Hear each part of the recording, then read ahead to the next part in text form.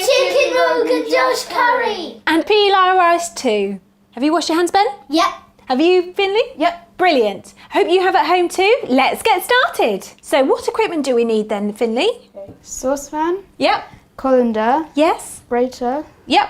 measuring jug, That's right. weighing scale, chopping board, Yep. measuring spoons and measuring cups. That's right. We've also got some sharp knives, cutlery forks, cutlery knives, a teaspoon and some wooden spoons. Ben, what ingredients do we need for this Rogan Josh curry? Sunflower spread, some garlic, some ginger, an onion, some canned chopped tomato, some rice, some sunflower oil, a pepper, tomato puree, and some chicken breasts. Are you ready to start cooking? Yeah. Yeah. Let's get started. We've washed our pepper, so we're ready to go. Finley, I'm going to get you to prepare the pepper for me. If you can use the big knife, chop off the bottom. We're going to make it nice and secure so it stops the pepper from rocking and rolling on the board. So if you can do that, if you hold it into a claw, that's perfect. Take off that bottom edge. Can you see, Ben, how he's using his fingers? He's holding them nice and tight. It stops his fingers from getting caught on the knife. And then turn it over, up on its side. And then we're going to use our claw again to take off the edges. So we're going to cut all the way down, missing out the seeds in the middle. It's a really good little trick to help you keep everything in the middle contained and making very little mess at the same time. Keep turning it round, quarter turn, and we take another edge off. When we finish cutting it, we're going to discard any of the inside pith and the seeds and pop those in the bin.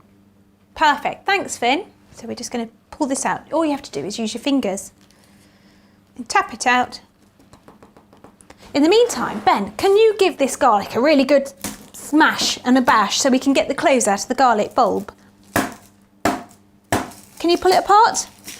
We just need a couple to keep us going. Let's pull this out. Can you peel it for me?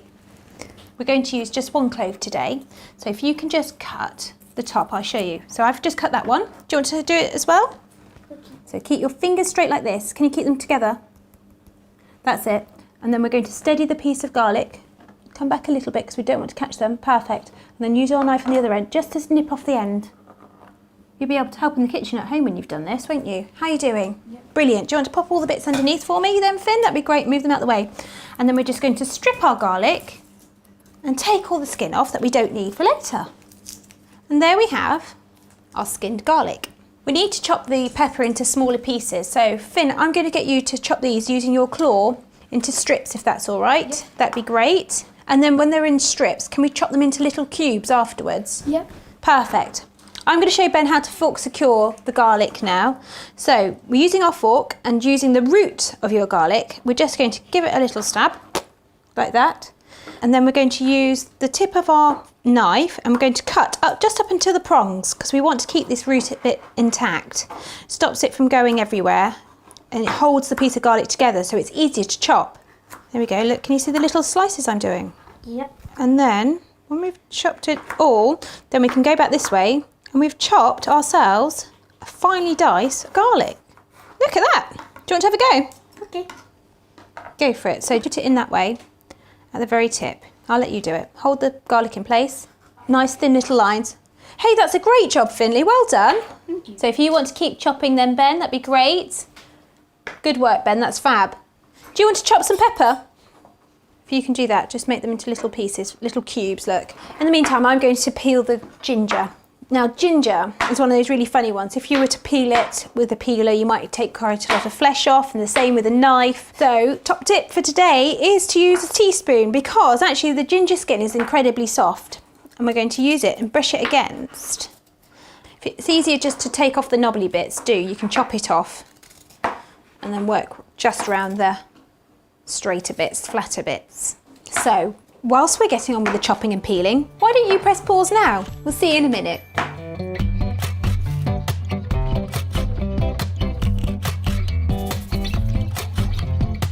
We're going to grate the ginger now. Finn, can you grate me the ginger on the small grates on your space on the chopping board, if that's okay? No, we're going to flip it over. This one, this is the one that we need. So these are the small grates. We're just going to grate from top to bottom and top to bottom again, just keeping it one way down, not up and down, up and down, up and down, because otherwise we can catch our fingers. We don't want that, do we, Ben? No. No. So do you want me to start from here? Yep, brilliant. We're using just today about 3 centimetres of this ginger, so great, just down to that point. Enough to hold on to the end. Whilst Finn's busy grating, I'm going to chop the onion ready. Ben, watch what I'm going to do. I'm going to use our bridge technique to cut through the middle, making this into 2 halves and securing the onion for the board later for chopping into something smaller. So we're going to take the ends off because we don't need those. We're going to peel the onion. Peeling the onion's really quick and quite easy actually.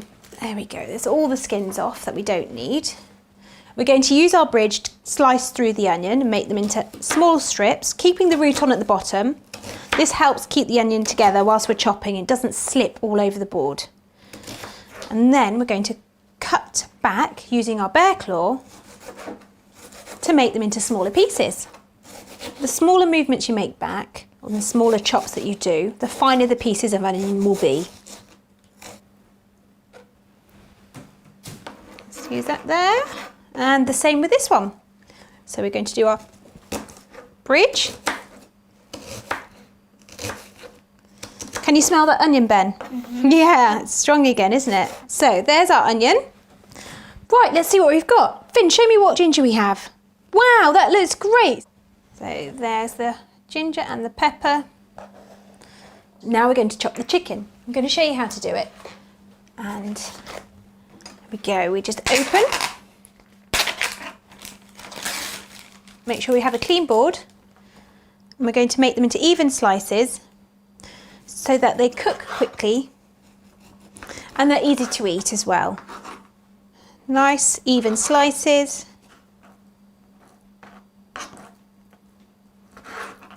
You have to be really careful when handling raw meat. If you're cooking with very young children, it is best for the adult to do this part. Don't wash the chicken, remember, as well. They can splash germs around your kitchen. Cooking them will kill them, so don't worry.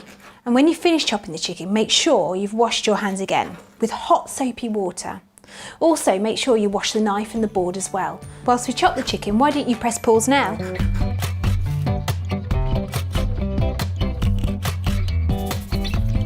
We've got all our ingredients at the hob. Anytime you're using heat, make sure there's an adult nearby to help. Right, Finn, can you get me, let's get this started, and I'm going to get you to put a tablespoon of oil into the pan if that's okay. There we go. And let's do that. Perfect. Stop there. Pop, yep, pop it in. Brilliant. Let's put that on. And then can you add the onions as well? Just the onions? Just the onions. Brush those into it. There we go. And then give them a stir for me and coat them all in the oil, in the warm oil. Fab! You get the wooden spoon and give it a stir. Hold on to the handle, don't forget. There we go. Brilliant. I'm just going to add now the rest of the vegetables into the pan whilst he's stirring. There we go. Can you see everything going in, Ben? He's just coating everything in the oil, getting it all nice and softened, ready for our chicken. This will take a couple of minutes, so do press pause now.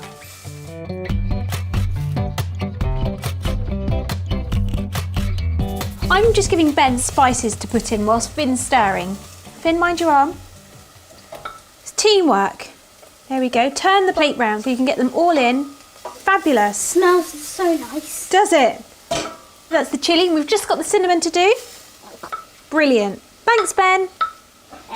There we go. I'll take that for you.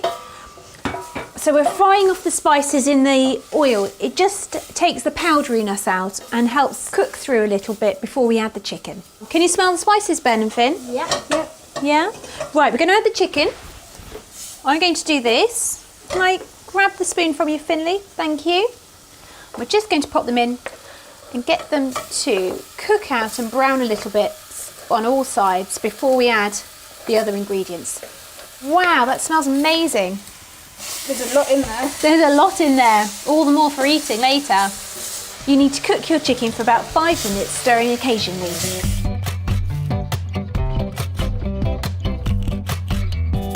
Our chicken's gone from pink to white, which means that it's all been sealed around the outside of the meat. So we're going to add a tablespoon of the tomato puree. Ben, your turn. Give it a squeeze. Give a tablespoon of tomato puree into the pan. So there we go. Make sure that that gets cooked out too. And then, Finn, can you add the chopped tomatoes in for me? All of it? Yes, please. And then mix that all into it too. Fab, thank you, Finn.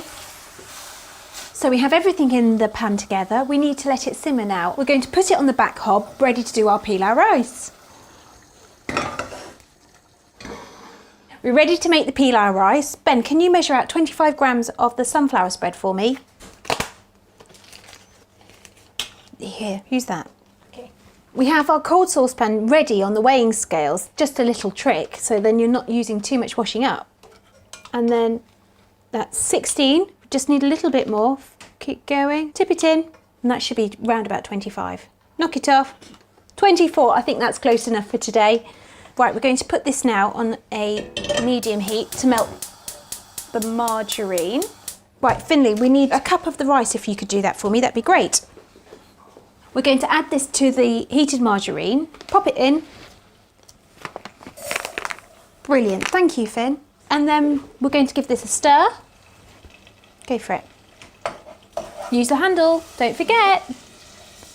So now we've coated our rice with the melted margarine. We're going to add the fennel and the turmeric now. Boys, you'll really start to smell all those lovely spices cook out in just a second. Tell me when it hits you. Already? We're going to give that just a minute to cook out, so do press pause now.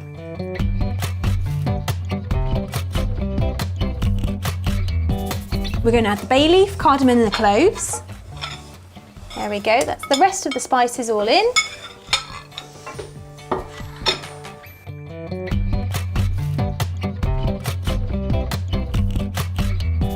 Now going to add 1.5 cups of boiling water. Mind out, Finn, I'm going to pop this in. There we go. There's 1 cup. Listen to that bubble. Sounds great, doesn't it? Oh, that's pretty much perfect. There we go. Can you just give that a stir, Ben, for me? All our ingredients are in the pilau rice, including the water. Whilst we're letting this simmer for 15 minutes, why don't you press pause now and we'll see you when it's all cooked.